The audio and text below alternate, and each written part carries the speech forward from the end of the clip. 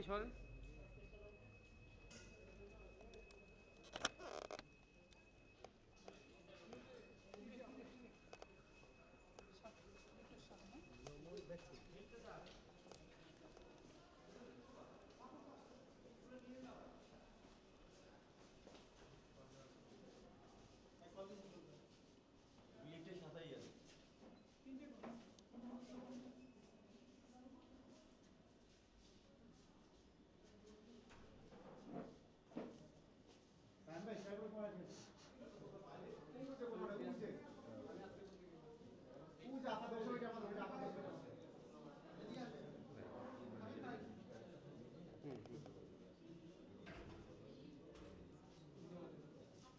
নাজিব ওই সামনে টাইপ একটু নিয়ে এসো,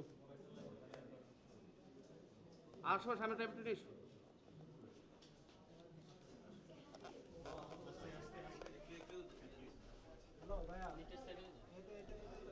এটা আজকে আসছে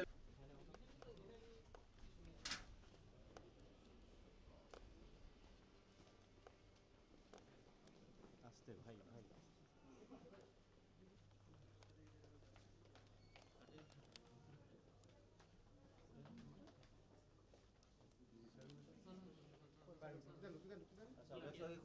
হ্যাঁ হ্যাঁ যান যান যান, আপনার যান, আপনার যান। হ্যাঁ সরো সরো সরো, ওই যাও।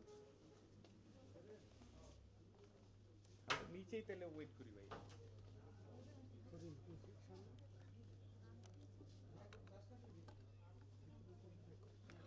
ভাই ভিতর না যাই, ভিতর না যাই।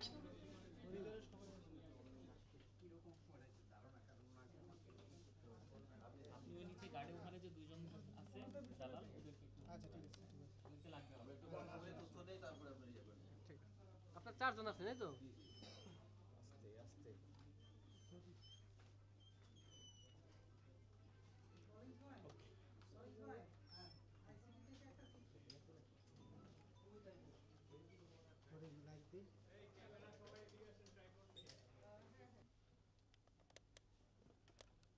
এটা একটা কমপ্লেক্স ছবি। আগেও না আগেও না। আমার ক্যামেরা ঢুকে গেছে মানবের ক্যামেরা।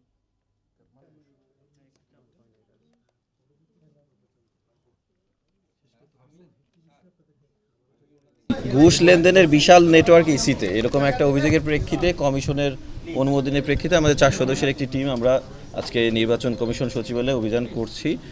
আমরা বেলা 11টা থেকে আসলে এই ভবনের চারপাশে আমরা একটু গতিবিধি পর্যবেক্ষণ করছিলাম ছদ্মবেশে সেবাগ্রহীতা সেজে।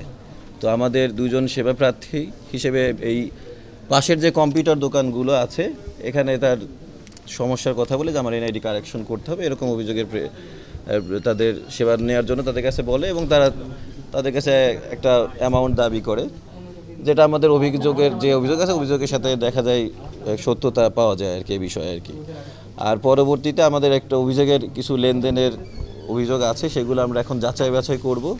যাচাই বাছাই করে আমরা এখন এই ডিরেক্টর অ্যাডমিন স্যার আছে, পিডি স্যার আছে, সংশ্লিষ্ট পিডি আইডি এর যে পিডি আছেন তাদের সাথে কথা বলে আর ওই ব্যাংক স্টেটমেন্টগুলো আমরা যাচাই করে পরবর্তীতে আমরা প্রতিবেদন দাখিল করব।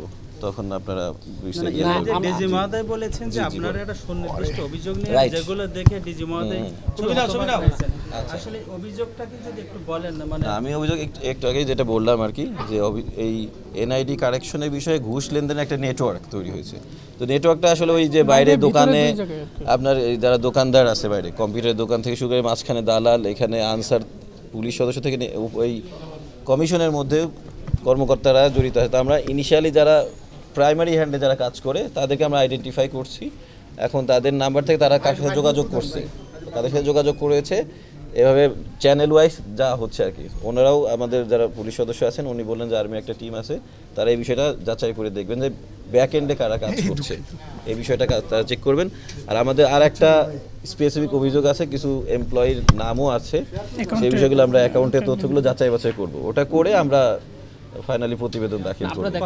তাদেরকে ধরেছি, তার মোবাইল দুটো আমরা চেক করেছি, ওখান থেকে দেখা যাচ্ছে বিভিন্ন জনের নামে তাদের এনআইডি নাম দিয়ে সেভ করা আছে। তো সেই বিষয়গুলো আমরা তাদেরকে ফোন দেওয়া হয়েছে, একজন ফোন রেখে পালিয়ে গেছে, সেটা ডি স্যারও বললেন যে একজন ফোন রেখে পালিয়ে গেছে।